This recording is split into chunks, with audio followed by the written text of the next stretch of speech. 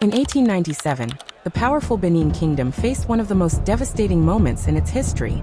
For centuries, Benin had grown wealthy through trade, craftsmanship, and a highly organized royal system led by Oba Oven Ramwen.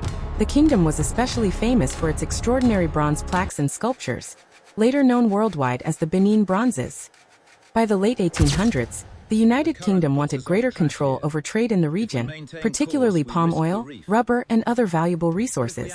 British officials pushed for treaties that would weaken Benin's independence and open its markets fully to British business interests.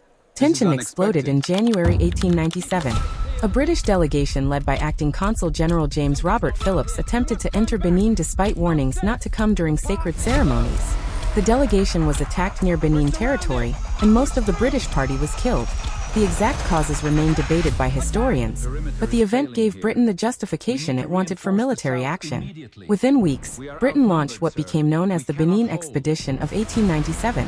Hundreds of heavily armed British troops marched toward Benin City with advanced weapons and artillery.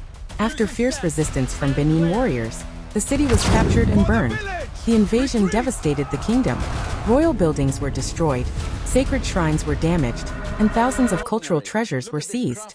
British soldiers looted bronze plaques, carved ivory tusks, royal heads, ceremonial objects, and other priceless works of art from the palace.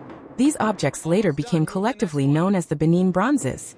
The artifacts were shipped to Europe and sold to museums and private collectors. The proceeds helped finance the military expedition that had brought devastation to the kingdom. Over time, the Benin Bronzes became dispersed across major institutions in countries such as the United Kingdom, Germany, and the United States.